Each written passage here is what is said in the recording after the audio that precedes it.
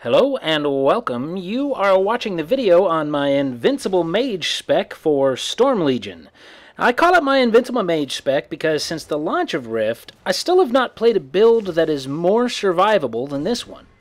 The Storm Legion version of the Invincible Mage Spec is primarily an Elementalist spec, so this video is going to be about how to build an Elementalist Chloromancer effectively.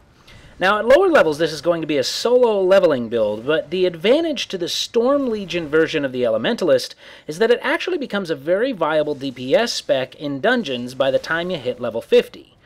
Now, the three souls in this build are Elementalist, Chloromancer, and Stormcaller.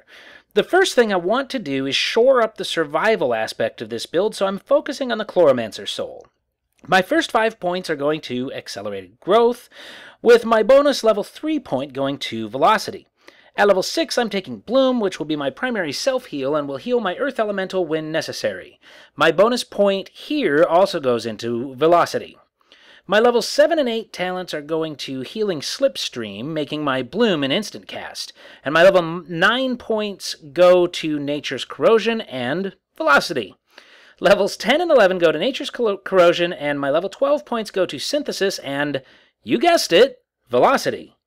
Now at this point, I've opened up both Life-Giving Veil and Life-Bound Veil. Life-Giving Veil heals myself and up to 4 other party members for a small amount of damage done by life-based spells. Life-Bound Veil does the same thing, although the healing output is much less for the team.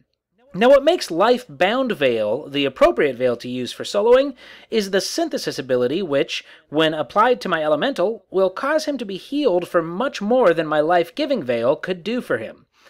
Now if you have a hard time remembering which is which, Life-Bound Veil is cast automatically when you cast your Synthesis to help clear up any confusion. Now at this point in the build, and for most of the early levels, there is no rotation to worry about. I open fights with Radiant Spores, which adds some healing, followed by Withering Vine, which is a damage over time that also heals my elemental. I'll usually cast Lightning Strike at this point, followed by Crystalline Missiles until the target is dead. Now if I'm fighting multiple targets, I'll throw in Forked Lightning. I have given up on Electrocute to some degree simply because the knockback is more trouble than it's worth, especially in multi-target fights or in fights in which you don't want to attract multiple targets. However, the damage is very good, so at early levels it is still a worthwhile spell to use. Now levels 13 through 15 go to Empowered Veil, with the extra point going to Velocity. Level 16 goes to Nature's Touch, which will, for a while, become my primary attack whenever it is off cooldown in order to keep my elemental upright. Now I've also opened up Ruin, an instant cast life-based attack that primarily serves as yet another heal for my elemental in difficult fights. And that finishes off all necessary Chloromancer points so I can turn my attention to Elementalist. Level 17 will go to Ice Shield for some added defense, and I'm taking Elemental Link from levels 18 through 21, with my extra level 21 point going to Biting Cold. By this time I've opened my Lesser Air Elemental, but will continue to use the Earth Elemental for all soloing. Levels 22 through 24 all go to Biting Cold, and I've now opened Burning Ground, which is a fantastic multi-target power, and does enough damage that until I have a set rotation, I'll be using it in every fight. Levels 25 through 27 all go to Weathered, which adds to the invincible nature of this build, and I've also opened up Quicken Elements, which pretty much keeps my Earth Elemental upright infinitely. In particularly difficult fights, I can just use Quicken Elements mixed with Nature's Touch and Ruin, and let my elemental do the rest. At level 28, I'm taking Greater Elemental Affinity so that I can now cast my Greater Earth Elemental. At level 29, I'm taking Icy Carapace, which does a small amount of damage over time and explodes for a lot of damage when you cast your next air spell within 8 seconds. Both level 30 points are going to Cycle of Earth. Now these cycle talents are the critical talents of this build. They add a short-term buff that increases the damage of a particular type of spell. In the case of Cycle of Earth, whenever I cast my Earth-based Crystalline Missiles, my next air-based spell, Lightning Strike, Forked Lightning, or Electrocute, will get a 10% damage increase, so I finally need to begin thinking about spell order. I've also opened up my Water Elemental, which I will only use in dungeons or PvP. At level 31, I'm finally taking my last point in Weathered. Levels 32 through 34 go to Cycle of Air and Elemental Surge. With Cycle of Air, I get water damage increase when I cast an air spell, so I'd want to cast Crystalline Missiles, Lightning Strike, and Icy Carapace in that order. At level 35, I'm taking a point in Tempest, followed by 2 points in Sudden Storm. Now when I open Stormbolt at level 36, it's an instant cast spell and can go right into my rotation.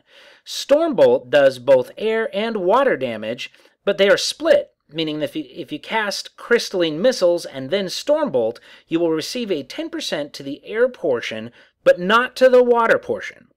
Stormbolt will also leave you with both the water and fire buffs when you cast it, which gives you more options for your rotation. At level 37, I'm taking a point in Scattered Bolts. The reason for this is that my Forked Lightning now hits 4 targets instead of 2, and I can be much more effective against multiple targets. Now, realistically, you can put this point into the build any time earlier than this if you find that you are fighting more than 2 mobs a lot and you want to give yourself that extra damage. Now at level 38 and 39, I'm taking Cycle of Water with the extra 39 point going to Tempest.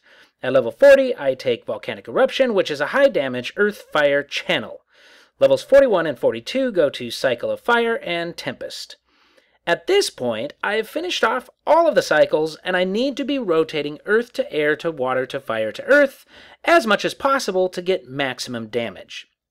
Each buff lasts 10 seconds, meaning that I will have time to throw in some life-based spells when necessary to heal my elemental, but otherwise I need to keep the cycles rolling. My level 43 talent goes to Tempest, and level 44 goes to Elemental Burst, a powerful instant cast spell that hits with all 4 elements. Now from this point forward, I'm just filling in the Elementalist tree. Most of the remaining talents are somewhat unimportant to the build, but if you are the type of person that always remembers to use your buffs, you'll want to take Intensify Elements soon, or you may have actually taken it earlier instead of one of the points in Tempest. I also want my 3 points in Charged before I hit level 50 since I'm using Lightning Strike frequently within my rotation. In the post-level 50 zones, things take a lot longer to kill, so Lightning Strike becomes a necessary part of every fight. A couple of things to note. First, if you join any dungeons while you level, you'll definitely want to keep going in the Elementalist tree at least until you get Summon Fire Elemental. Although the Fire Elemental cannot replace the Earth for soloing, it's a must for fulfilling a DPS role in a party. Another thing to note is that after level 48, there are no additional points given every 3 levels. If you are still using Zam.com Soul Builder, they have calculated points incorrectly, and you actually only get a total of 76 points, and not the 79 that Zam allows you. What this means is that the 1 point I've put into Stormcaller will actually keep me from getting my level 61 point ability, Prismatic Volley, and this means that the build will need to be modified for effective teaming at level 60. Now finally, I'm going to talk about the rotation. Once you begin progressing in your cycle talents, you'll want to build rotations. With every new cycle and additional powers at high levels, the rotation continues to change, so I'm not going over anything other than the final rotation that I use after taking Elemental Burst. This rotation generally takes advantage of either 1 or 2 cycle bonuses on each cast, and it does do single target damage at a comparable level with other high DPS mage builds. So the opening couple of powers are Radiant Spores, followed by my dots, Withering Vine, and Ignite.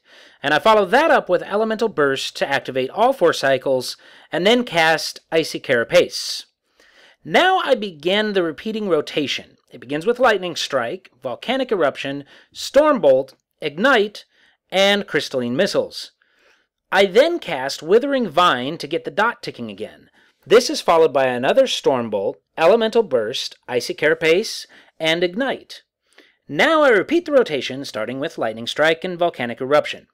Now if I have cast everything quickly and correctly, I'll have to wait about a half a second to cast Volcanic Eruption. And that kind of sucks, but I haven't found a better way to keep my cycles flowing. Of course, you won't make it through the full rotation more than once against any normal mob, but it is important to keep it running against bosses, and it is a little tricky, so you'll want to order your powers on your bars or in your key bindings accordingly. And by the way, this build and rotation are written out for you in the free portion of Soul Searcher's Guide on the Mage page. Now I have the sign-up page for the free guide linked under the video. Now here I'm demonstrating a DPS comparison between the Elementalist and a Harbinger DPS build. For the Elementalist, I'm utilizing the buffs Intensify Elements and Entropic Veil, and also using my Fire Elemental, which I would only use if I was filling a DPS role on a team. Now, I'm actually able to maintain around 2200 sustained DPS on a consistent basis, while my Fire Elemental is doing around 800. Now, switching to my Harbinger DPS build and utilizing the Charged Blade buff, I'm able to sustain around 2900 DPS, so the difference between the two builds is really a push. So that's it for my Invincible Mage Spec. Thank you very much for watching, and have a great day.